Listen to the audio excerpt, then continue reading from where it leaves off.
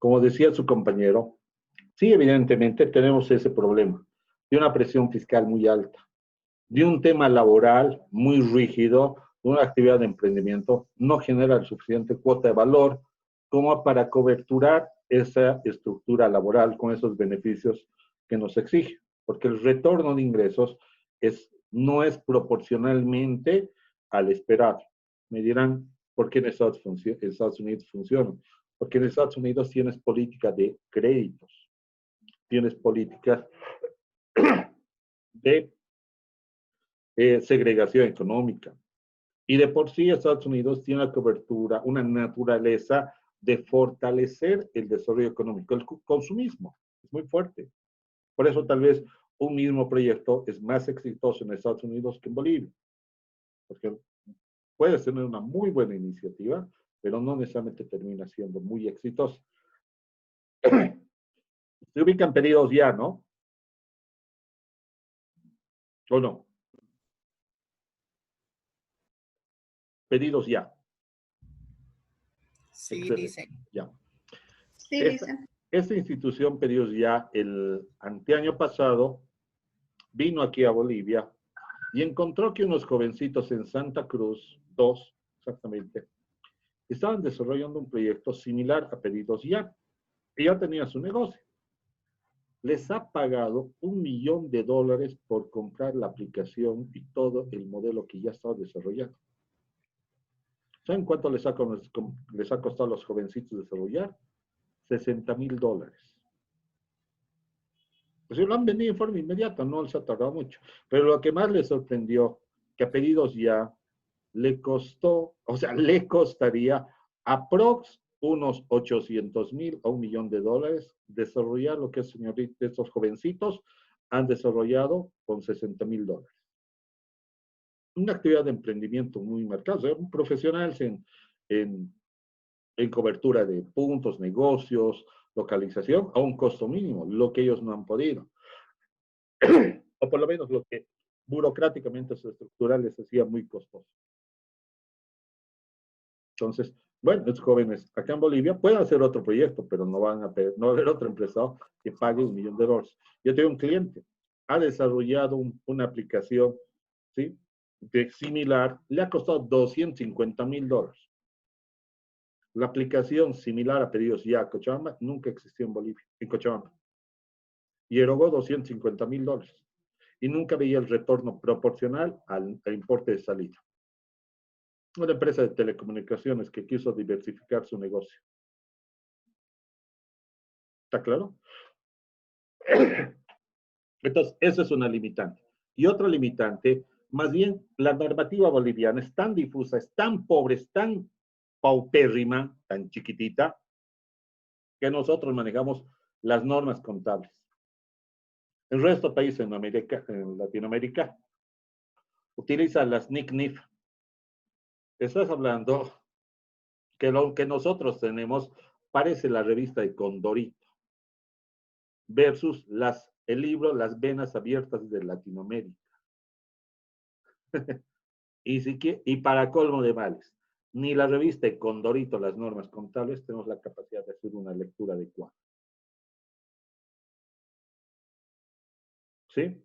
El Colegio de Auditores quiso primero adaptarlas. El BID les dio $1.000.000 para que la adapten. Luego dije, no, muy difícil es, lo vamos a adoptar. Entonces está más fácil adoptar lo que ya está hecho. No, muy complejo es, ya, lo adoptamos. Profesionales tienen que capacitarse y aprender las NIC-NIF. A nivel Bolivia, cuando ya tenían que usarse, no había más de 200 profesionales capacitados. Donde cada cierto tiempo, 2 años, si no tenías tu actualización y tu examen, perdías el uso. O sea, no perdías tu certificado o carnet profesional, pero sí perdías el ejercicio durante un periodo de tiempo. Y el cherry de la torta. La administración tributaria dijo, yo no reconozco las normas internacionales de contabilidad. Solo voy a reconocer las normas contables.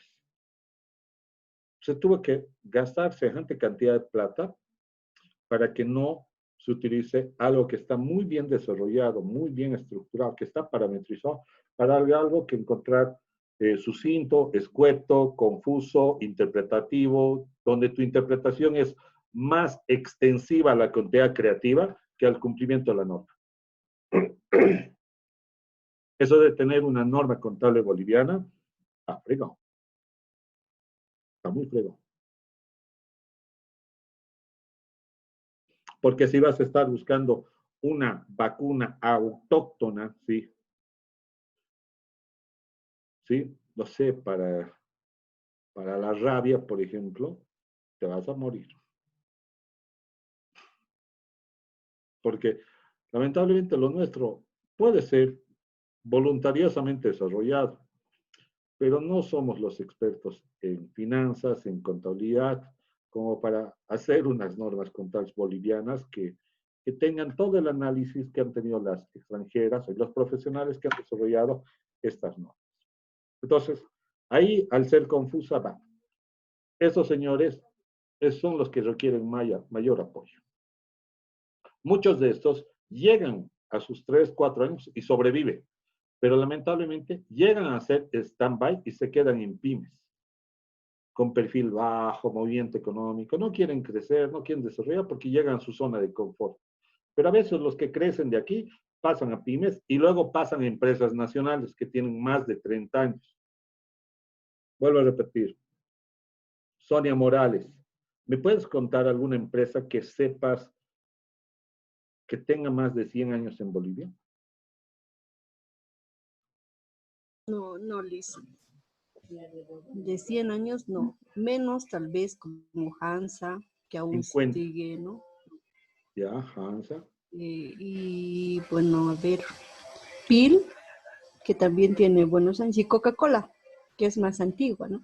Que siempre fue una marca, ¿no? Una franquicia. Sí, Pero sí, estuvo aquí. Taquiña y se ve. ¿Ya? Cuari, Cuari dicen que Ya, también es antigua, ¿no? ya, sí. Pero ya empezamos a tener un listado. Imagínense, yo trabajo con la minera San Cristóbal. ¿Cuándo crees que se ha fundado la minera San Cristóbal? Lisbeth Arévalo.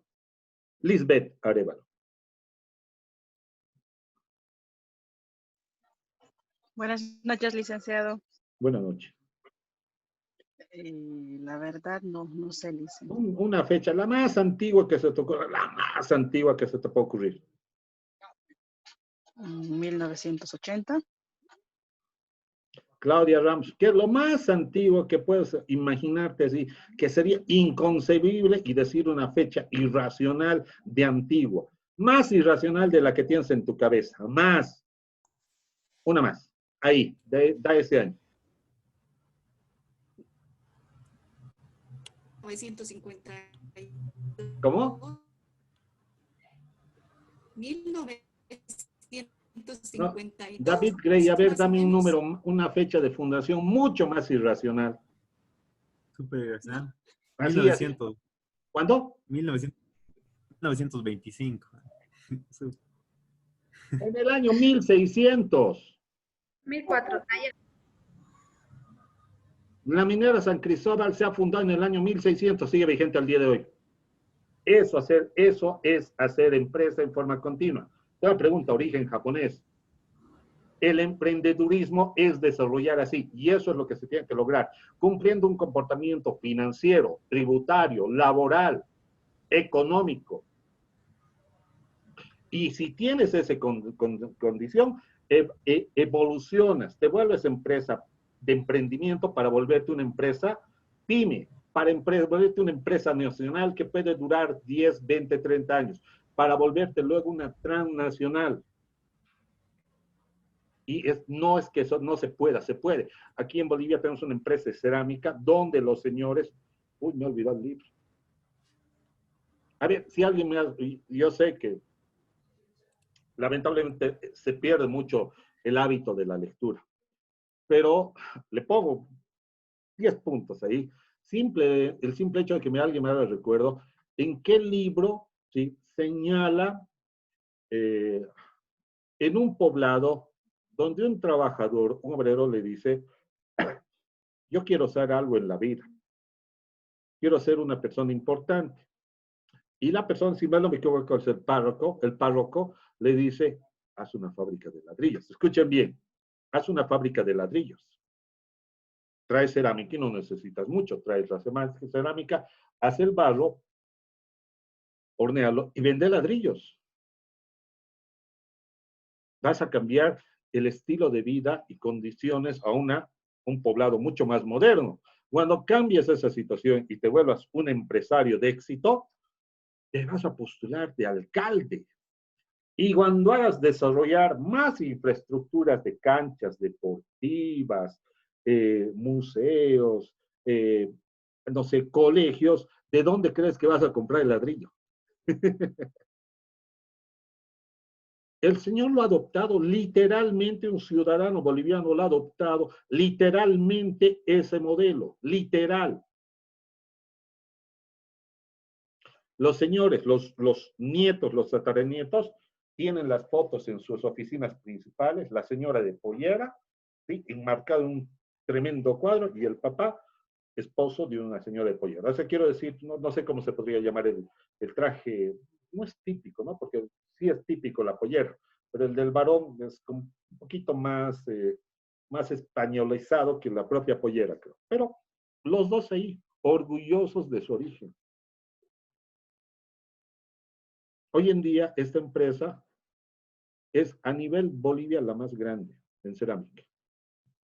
Hace 4 o 5 años atrás ha creado su primera empresa en Brasil de cerámica. Y tiene un protocolo familiar tan sólido, eso es tener visión. Y el señor ni siquiera era bachiller. Ha comenzado de emprendimiento, pyme, empresa nacional. Ha durado los 30 años y ha llegado a madurar y ha dicho 30 años. O sea, no es una regla los 30 años. Yo veo, es una sugerencia y veo que empresas de 30 años ya son sostenibles.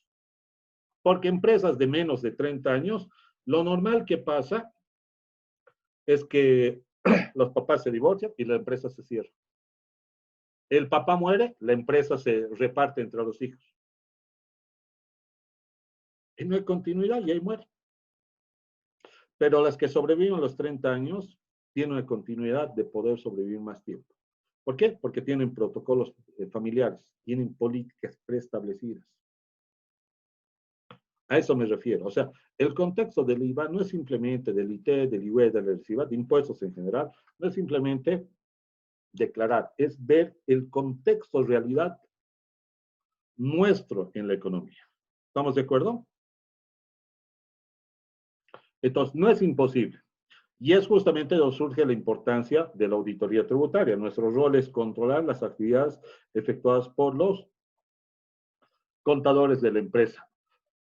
Porque a través de ella expande la sensación de riesgo. Fíjense, el sílabo es mucho más proactiva la administración tributaria que hacia el propio contribuyente, porque mientras más amedrentes al contribuyente, más amenazado se va a ver de que te van a cobrar, y crear una sensación subjetiva. Le han cobrado, pagaremos tributos, pagaremos tributos. Obviamente es una política desde la perspectiva de la administración tributaria, pero desde la perspectiva de un empresario, tiene que ser que el tema del cumplimiento de tus obligaciones tributarias, post auditoría tributaria, que es nuestro rol, permite dar la continuidad de un negocio con expectativa más allá de 30 años. Y la simbiosis del conocimiento, o sea, quiero decir, los múltiples elementos, tendrá que ser tanto como es tributaria, laboral, financiera, comercial, civil,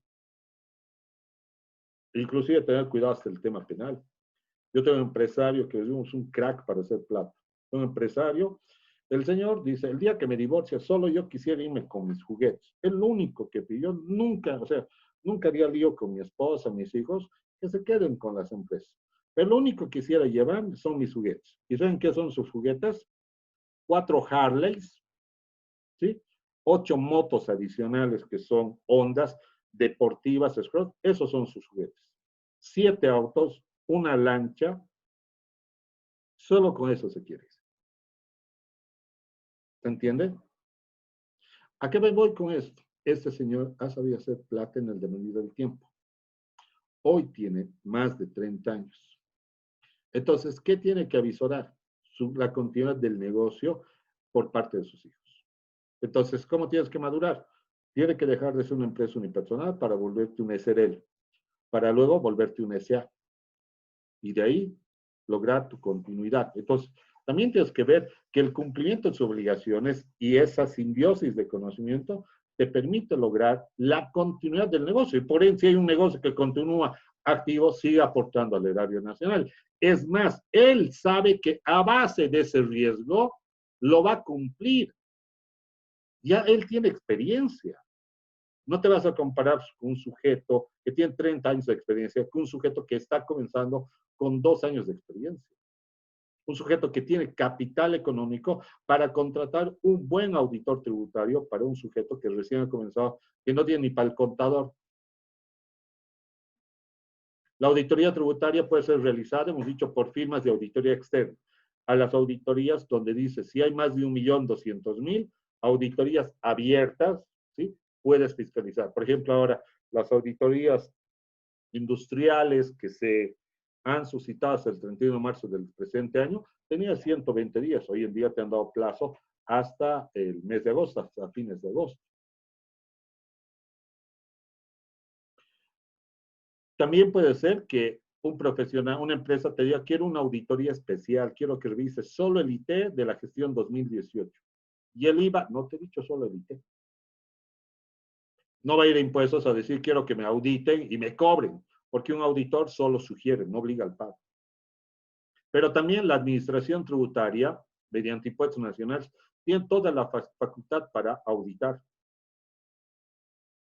¿Cuál es la diferencia? Que este corrige, informa y reporta los riesgos. Este cobra los riesgos. ¿Sí? ¿Está claro?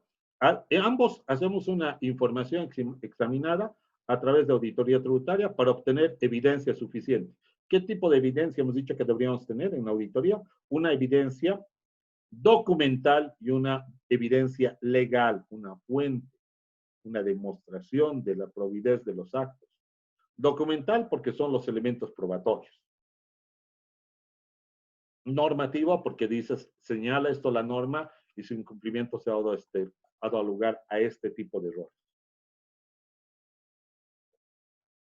Lamentablemente, el alto grado de evasión impositiva que caracteriza a nuestro país es un reto a mejorar las habilidades y destrezas de quien realiza. O sea, da a entender, oye, son tan pícaros los contribuyentes, y sí, son tan pícaros, tan pillos, que nosotros tenemos que tener las mismas habilidades. Escuchen bien, una, por ejemplo. En una auditoría me dicen, la empresa, todo es con factura, no hay doble contrato, todo se vende bien. Se vende. Hacemos el acuerdo, el contrato. Antes de hacer la primera visita, me voy como usuario, como cliente, con la camarita, ¿no? Y entro y pregunto a la señorita que vende. Bueno, la señorita le digo, miren, quiero comprarme, no sé, un juego de estos sillones, por decir. Pero voy a ser breve. Quiero que me vendan los sillones más caros. Los más caros. ¿Ya? O sea, un sillón en Bolivia, por ejemplo, Karen Galindo, ¿cuánto? Un juego de sillones, ¿cuánto te parece caro?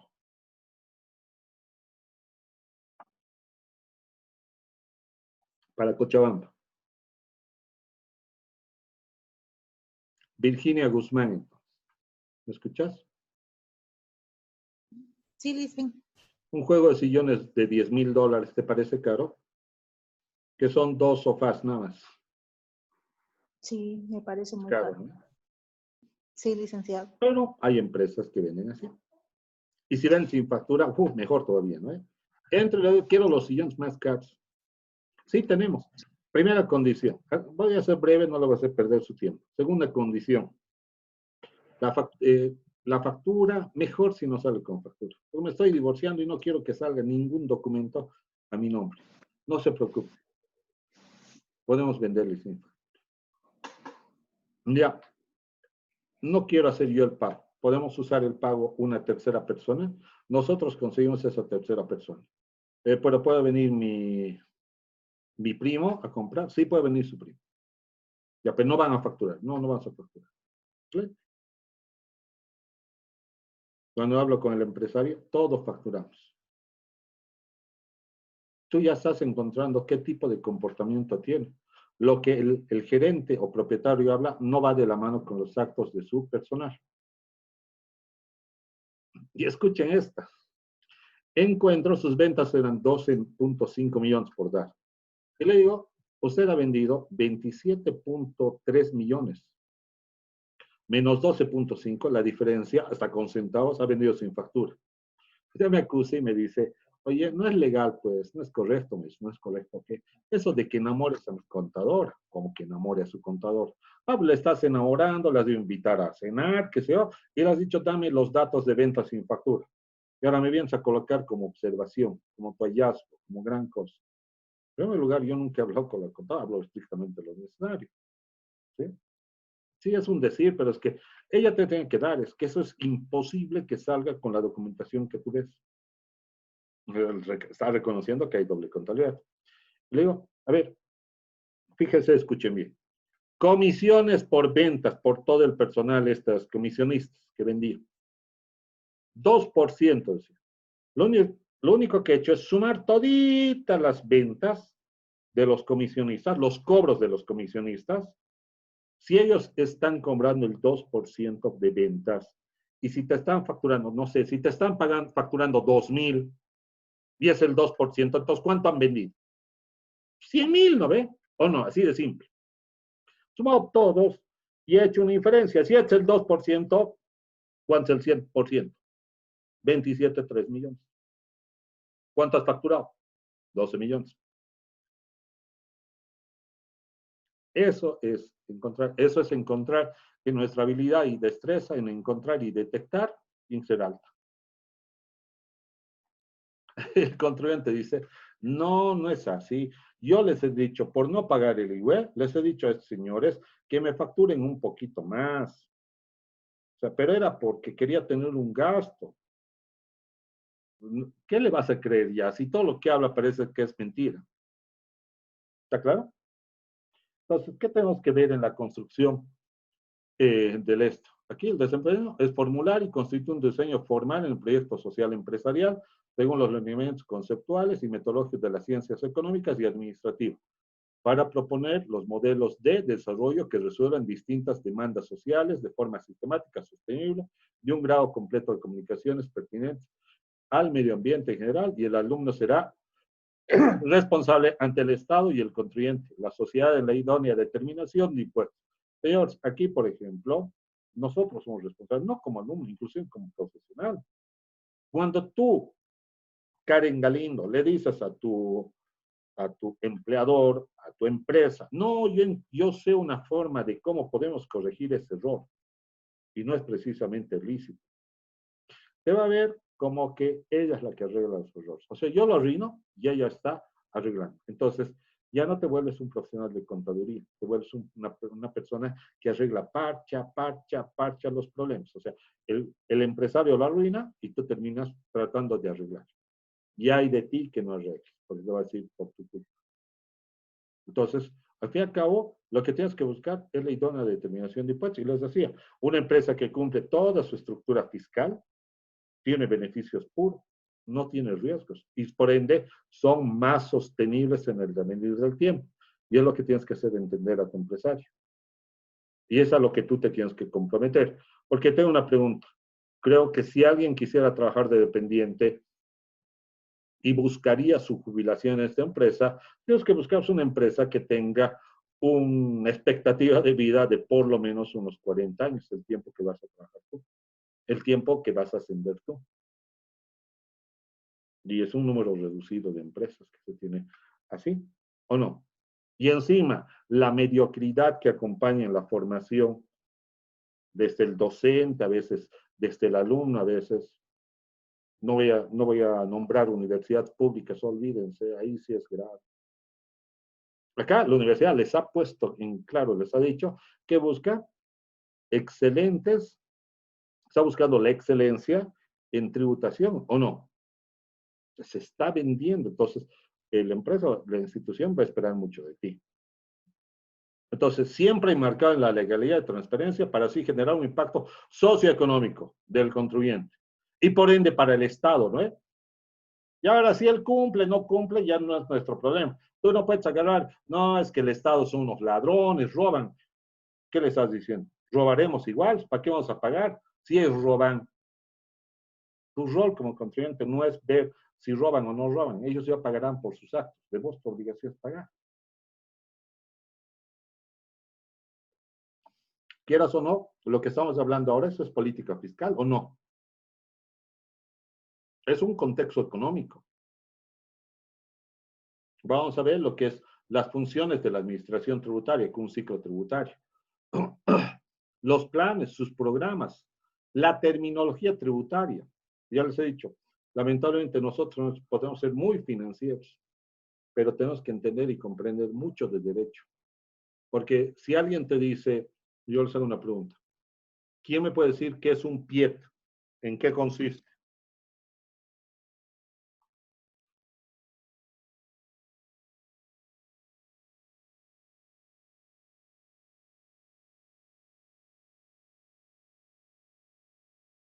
Hola. ¿Qué es un PIET? ¿Nadie?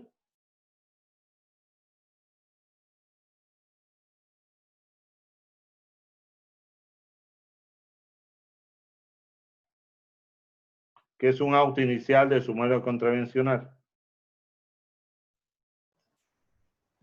¿No es tu notificación que impuestos te da Licen? De aquí. De alguna fiscalización que realiza la empresa. No. Ah, no.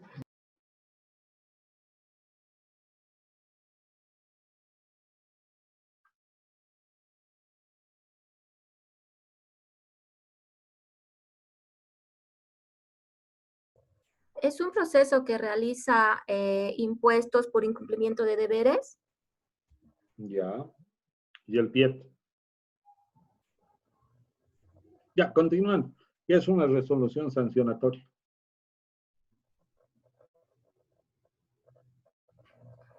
¿Qué es una resolución final de sumario? ¿Es cuando ya se ha determinado la multa que se debe al ¿La contribuyente? sancionatoria?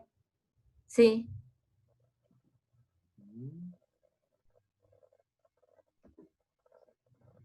¿Y la resolución final de sumario?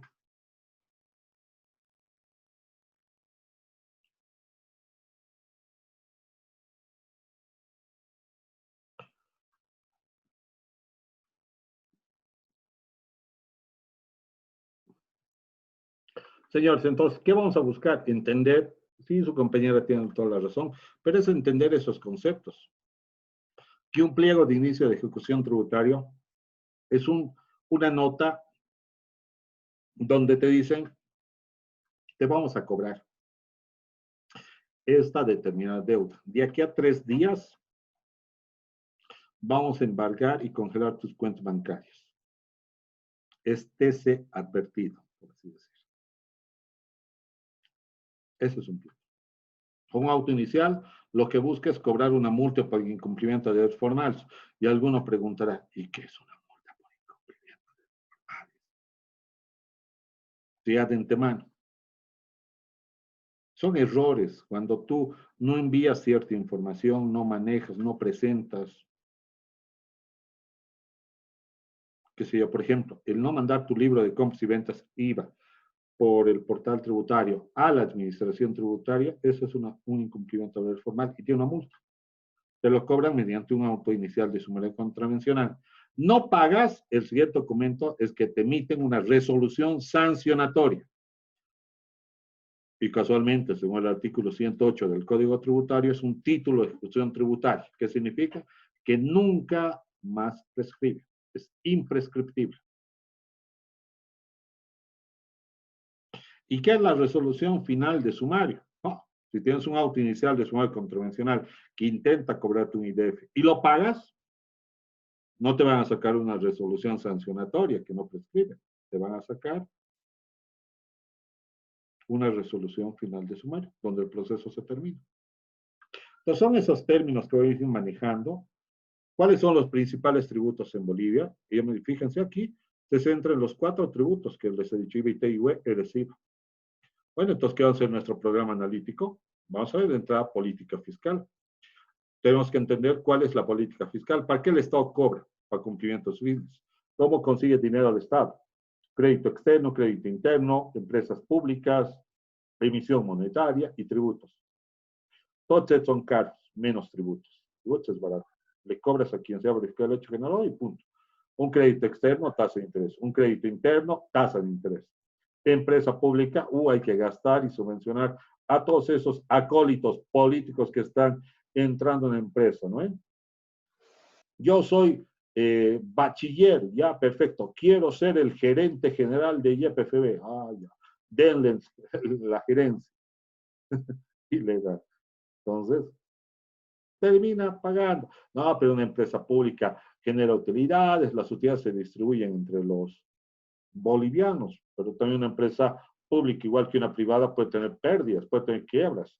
Y van a decir que el Estado es el mejor administrador de empresas. Entonces, si el Estado fuera tan administrador, debería expropiar el Cine Center. Yo voy a hacer el doble que de lo que tú haces tú. Debería expropiar Burger King, debería expropiar Panchitas, porque el Estado es el mejor administrador. Sabemos que es lo que pasa. Es un riesgo. Un modelo, la nacionalización. El otro modelo dirá, pero usted está insinuando que la capitalización es la más sana. No, pues siempre traes al sifismo. Significa que entras, vuelves a caer. Subes y vuelves a caer. Subes y vuelves a caer. Lamentablemente estamos ahí, pareciéramos que no aprendemos. Fíjense los últimos 100 años de Bolivia. Es así. Nacionalizar, privatizar, nacionalizar, privatizar. Y no tenemos ninguna empresa fuerte, lamentablemente. Emisión monetaria, inflación. Tributos, la más barata. Política fiscal, ve cómo recaudar para cómo cumplir sus fines por salud, educación, infraestructura, seguridad, gastos operativos. Política fiscal, de seguro, puedes decir, de esos 4 tributos, el más atractivo, es el que menos costo le representa al Estado, ¿sí? ¿Quién diseña y desarrolla las leyes y propone política tributaria? Que va de la mano con la política fiscal. Es por esa razón que el Ministerio de Economía y Finanzas Públicas, que maneja la política fiscal, tiene entre ellos sus codependientes el Viceministerio de Política Tributaria. Pues aquí vamos a ver, determinar los impuestos según normativa tributaria en Bolivia, elaborar un programa de fiscalización de acuerdo a los procedimientos de auditoría especial. Tenemos que entrar de una auditoría en pleno, nos vamos a dar una patada liga. Pero lo vamos a contextualizar. Vamos a ver política fiscal, tributaria, sistema tributario boliviano, los principios de tributación, los de Adam Smith y los de la propia Constitución Política de Estado. Tarea. Para la siguiente clase, a mano, luego lo van a hacer mediante un escape. Sacarme los 4 principios de Adam Smith, sus definiciones. ¿Qué? Los 4 principios de Adam Smith. ¿Ya? ¿Cuál es la fuente de legalidad? Entonces tenemos que ver la interpretación del contexto tributario, la estructura del sistema financiero tributario e identificación de las fuentes legales. Valorar el sistema tributario boliviano, concientizar que la conciencia de la jerarquía y normativa tributaria es indiscutible. Prelación de ley, la Constitución Política de Estado es la ley de leyes. Tratados internacionales está por debajo. Leyes están por debajo de tratados internacionales y por de la propia Constitución Política. Decreto supremo, solo reglamento. Resoluciones ministeriales, aclara algo que el decreto se olvidó. Resoluciones normativas de directorio que impuestos promulga, solo reglamenta la parte operativa, cumpliendo en forma ceñida y celosa lo que la ley y el decreto establecieron. Lamentablemente hay resoluciones normativas del directorio que emite impuestos nacionales contrarios a la ley y al propio decreto. Y nadie dice nada. Todos dicen amén. Pues, ¿para qué hacen leyes si en una RND pueden promulgar y hacer sus barbaridades? Y nadie dice nada para colmo de mal. Interés en participar positivamente en las clases. ¿Ya? Entonces vamos a ver la definición de política fiscal. Eso sí entra al examen. El sistema tributario entra al examen. Conoce los principios de tributación de Adam Smith, entra al examen. La siguiente clase vamos a terminar el cuestionario y vamos a comenzar luego con los principios tributarios que establece la propia Constitución Política del Estado. Principios tributarios, que de seguro se van a parecer mucho a los de Adam Smith, con certeza. Diferencia de los diferentes impuestos en el sistema tributario boliviano. En el capítulo 2, ¿qué vamos a ver? ¿Cuáles son sus objetivos? Conocer la estructura de impuestos nacionales, comprender los regímenes tributarios existentes, vamos a ver régimen tributario general, régimen tributarios especiales, el simplificado, el integrado, el agropecuario, comprender y manejar los requisitos por la apertura de un negocio. ¿Sí? Desde su punto de vista, no de gabinete contable, no de conta uno, sino desde su perspectiva tributaria. Vamos a ver cuáles son las estructuras y facultades de impuestos nacionales o administración tributaria. En Bolivia, por si acaso, hay distintas administraciones tributarias. ¿Quién cobra? Tengo una pregunta. ¿La tasa de rodaje es un tributo o no es un tributo?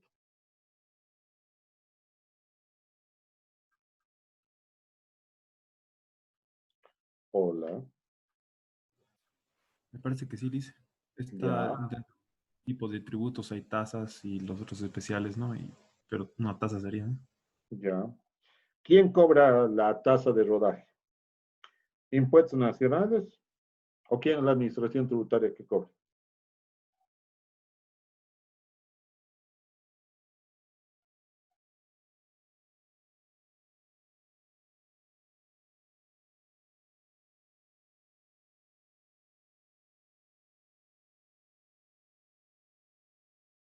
Vías Bolivia. Vías Bolivia es la administración tributaria que cubre dicho tributo, que es una tasa, y no tiene que tener un cumplimiento que no sea para los fines de los cuales fueron cobrados o recaudados. O sea, mejorar las carreteras, infraestructuras. Una patente de publicidad o licencia de funcionamiento lo cobra la alcaldía. La tasa de aseo, ¿quién lo cobra? La tasa de alumbrado público, ¿quién lo cobra? La alcaldía. Muy bien, lo cobra ELFEC. Para la administración tributaria que maneja los recursos es la alcaldía. Por esa razón, cuando se quema un foco de barrio y es peligroso, llamas a ELFEC. Se ha quemado y ellos te dicen, llama a la alcaldía y te cuelga. Porque la que administra y recauda, administración tributaria que cobra es la alcaldía. Lo hará mediante